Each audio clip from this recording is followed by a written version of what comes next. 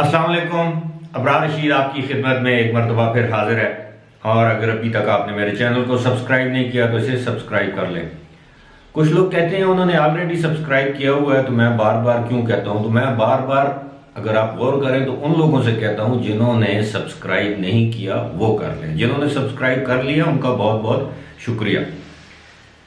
सूरत हाल ये है कि अरब मुस्लिम दुनिया में, ख़ास तौर पर मिडल ईस्ट, जिसे हम मशरक़ वुस्ता कहते हैं, और किसी हद तक मैं कहूँगा उसमें पाकिस्तान भी शामिल है,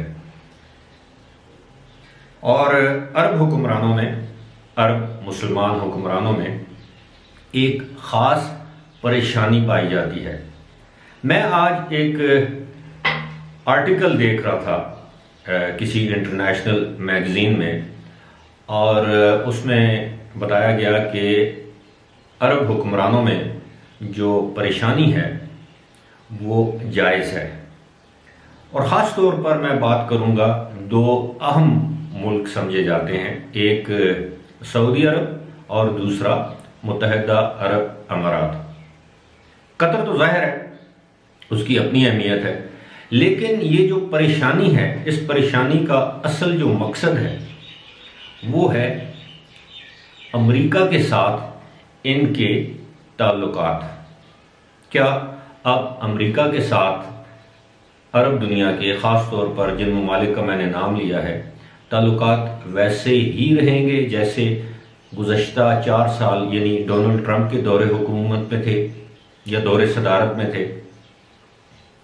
अब आप अंदाज़ा करें कि मौजूदा अमेरिकी सदर जो बाइडन ने 20 जनवरी को हल्फ उठाया, और माजी की रवायात ये बताती हैं कि जब भी अमेरिकी सदर, कोई भी नया सदर हल्फ उठाता है तो वो पहले ही हफ्ते जो ममालिक वो अपने तौर पर जिनको अहमियत देता है या दुनिया में अहम ममालिक जिन्हें समझा जाता है या समझता है, अमेरिकी सदर उन ममालिक के सदूर या वज़राए आज़म को टेलीफोन कॉल करता है, या उन ममालिक के सदूर या वज़राए आज़म अमेरिकी सदर की इजाज़त से उनको मुबारकबाद के टेलीफोन करते हैं या मैसेजेस भिजवाते हैं या अपने सफारत खाने के ज़रिए खतूत भिजवाते हैं। अब दिलचस्प बात यह है कि पहली मर्तबा अमेरिकी सदर ने अपना ओहदा सदारत संभालने के तकरीबन 1 माह बाद, यानी गुज़श्ता रोज़, इसराइल के वज़ीर आज़म नेतन्याहू को टेलीफोन कॉल की, और इस टेलीफोन कॉल करने के बाद उन्होंने वाइट हाउस को, जो कवर करते हैं जो जर्नलिस्ट, जो सहाफ़ी, उनके सवालों का जवाब देते हुए बताया कि उनकी नेतन्याहू से जो गुफ्तगू थी वो काफ़ी खुशगवार रही। तमाम अहम मौज़ूआत पर बातचीत हुई जिनमें ईरान का इशू भी शामिल है। आपके इल्म है कि ईरान, जो बाइडन ने इक़्तिदार में आने से पहले ऐलान कर दिया था कि बराक ओबामा के दौर में, यानी 2015 में ईरान के साथ जो जौहरी डील की गई थी वो उस डील को रिवाइव करेंगे, क्योंकि वो डील या वो मुआहदा एक तरफा तौर पर साबिक़ सदर डोनाल्ड ट्रंप ने ख़त्म कर दिया था। ये एक अलग कहानी है। लेकिन आप अंदाज़ा करें कि 1 महीने के बाद जो बाइडन ने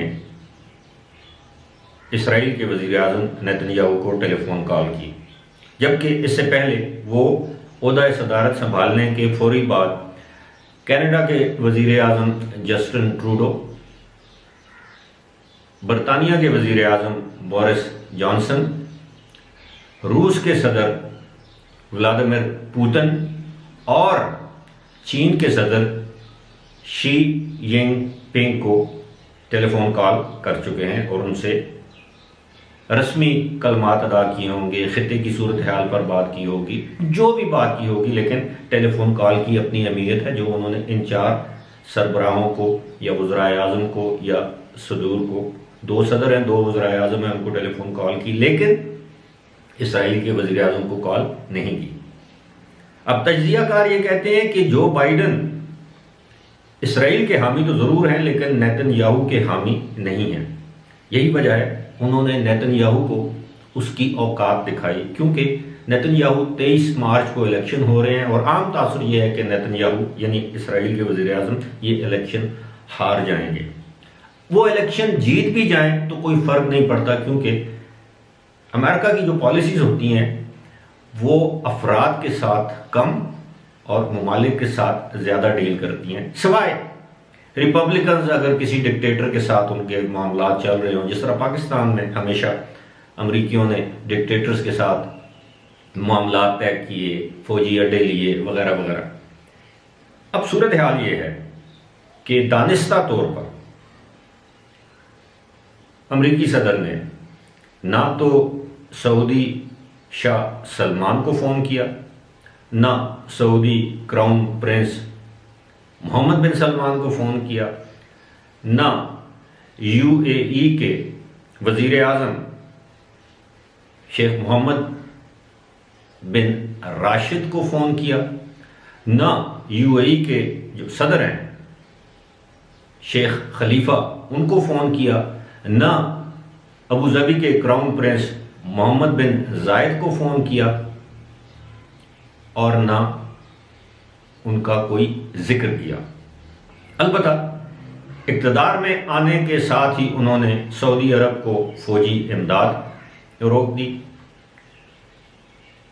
मुत्तहिदा अरब अमारात को जो ट्रंप के दौरे सदारत के आखिरी दिनों में जो एक डील की गई थी कि F-35 लड़ाका तैयारे, ड्रोन और मिसाइल फ़रोख्त करने थे, उसको भी रोक दिया, यानी यूएई को फ़रोख्त करने के। अब ये सारी सूरत हाल ऐसी है कि जिसकी वजह से इन दो ममालिक में या दो ममालिक के जो हुक्मरान हैं उनमें शदीद परेशानी और तशवीश पाई जाती है। सऊदी अरब की तशवीश तो समझ में आती है, क्योंकि सऊदी अरब के जो वली अहद हैं, क्राउन प्रिंस हैं मोहम्मद बिन सलमान, उनके ऊपर जमाल खशोगी जो जर्नलिस्ट था सऊदी, जिसको इस्तांबुल के सऊदी कौंसल खाने में कत्ल किया गया था, मोहम्मद बिन सलमान पर तो डायरेक्ट इल्ज़ाम है, जो बाइडन कह चुके हैं, CIA की रिपोर्ट है, और अब उन्होंने कहा है कि वो कांग्रेस में पेश करेंगे वो तमाम रिपोर्ट।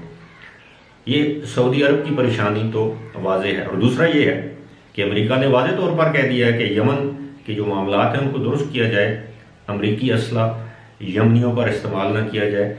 इस पर मैं अलग वीडियो करूंगा कि इस वक्त यमन में क्या सूरत हाल है और आलमी मीडिया ख़ास तौर पर मशरक़ वस्ता का और एशिया का मीडिया इस हवाले से खामोश क्यों है। वहाँ पर लोग भूख से, कहतसाली से, अफलास से, गुर्बत से, बीमारी से मर रहे हैं। छोटे छोटे बच्चे हज़ारों की तादाद में रोज़ाना मर रहे हैं। लेकिन आप ये देखिए कि मुत्तहिदा अरब अमारात को कोल्ड शोल्डर जैसे अंग्रेज़ी में कहते हैं, उसको ये सर्द मोहरी दिखाने का अमेरिका को क्या फ़ायदा या इसकी क्या ज़रूरत। तो बहुत से मामला ऐसे हैं मुत्तहिदा अरब अमारात के भी, क्योंकि मुत्तहिदा अरब अमारात को सऊदी अरब का एक बुनियादी और बड़ा और स्ट्रेटिजिकली इंतहाई अहम पार्टनर समझा जाता है। और अमेरिका में ऐसे लोगों की कमी नहीं जो यूएई को सऊदी अरब के साथ पार्टनर इन क्राइम यानी सऊदी अरब के जराइम में बाकायदा हिस्सेदार समझता है। यही वजह है यूएई के हुक्मरानों ने आज से 7-8 माह कबल यमन से अपने फौजी वापस बुला लिए। हालांकि सऊदी अरब इस पर नाराज़ भी हुआ, लेकिन उन्होंने अपने पत्ते अच्छे खेले। उसके बाद अमेरिका को राज़ी करने के लिए इसराइल को तस्लीम कर लिया। अमेरिका को नहीं बल्कि डोनाल्ड ट्रंप को राज़ी करने के लिए। इन सब के तखमीने ये थे, अंदाजे ये थे कि डोनाल्ड ट्रंप जीत जाएगा, और यही इनसे गलती हुई। और डोनाल्ड ट्रंप की बजाय जो बाइडन जीत गए। जो बाइडन डेमोक्रेट हैं, वो इंसानी हकूक़ के अलंबरदार हैं, वो दुनिया में जमहूरियत की बात करते हैं। गैर जमहूरी मुल्कों को वो देखना या उनकी तरफ उनसे बात करना गवारा नहीं करते। इसी के साथ साथ जो बाइडन ने जब इक़्तिदार संभाला और जो फैसले किए उसके बारे में मैं आपको बता चुका हूँ। लेकिन आप देखिए कि जिसकी हिमायत की थी सऊदी अरब ने डोनाल्ड ट्रंप की, यूएई ने हमायत की थी डोनाल्ड ट्रंप की। उनकी ख्वाहिश थी कि डोनाल्ड ट्रंप जो है वो इलेक्शन जीत जाएं। लेकिन आपने देखा कि किस तरह जो बाइडेन ना सिर्फ इलेक्शन जीते बल्कि अपने इक़्तिदार के आखिरी अय्याम में डोनाल्ड ट्रंप किस तरह रुसवा हुए। अब इम्पीचमेंट यानी मुआवजे का उनको सामना है, उनके खिलाफ क्रिमिनल केसेस चलाए जा रहे हैं। गुज़श्ता रोज़ उनका होटल या कसिनो जो अटलांटिक सिटी में था उसको टैक्स ना देने की वजह से मिसमार किया गया। यानी अमेरिकी तारीख में ये पहले सदर थे डोनाल्ड ट्रंप जिनको इस तरह तजलील के साथ, तज़हीक के साथ रुसवा करके व्हाइट हाउस से रुखसत किया गया। अब परेशानी तो बनती है हमारे अरब मुसलमान भाइयों की, और वो देख रहे हैं कि अब अमेरिका की अगली पॉलिसी क्या होगी। जिस दिन अमेरिका ने ईरान के साथ, जिसकी बातचीत ऑलरेडी चल रही है, ईरान के साथ अपनी पुरानी 2015 वाली न्यूक्लियर डील को रिवाइव किया, आप यकीन कीजिए कि एक मरतबा फिर इन ममालिक में यानी गल्फ कोऑपरेशन काउंसिल के जो मेंबर ममालिक हैं, कतर के अलावा, वहाँ पर सफ़े मातम बिछ जाएगी। और इस वक्त अगर इमीडिएट फौरी तौर पर कोई तलवार लटक रही है तो वो मोहम्मद बिन सलमान के सर पर लटक रही है। और इसीलिए शायद इसी वजह से अब आलमी तज्जियाकारों का कहना है कि अमेरिका की कोशिश और ख्वाहिश होगी कि मोहम्मद बिन सलमान की जगह वली अहद का जो ओहदा है वो उनके छोटे भाई खालिद बिन सलमान को दिया जाए। और कत्ल के मुकदमे से अगर बचना है तो मोहम्मद बिन सलमान के लिए भी यही बेहतर होगा। फिलहाल इसी के साथ मुझे दीजिए इजाज़त। खुदा हाफिज़।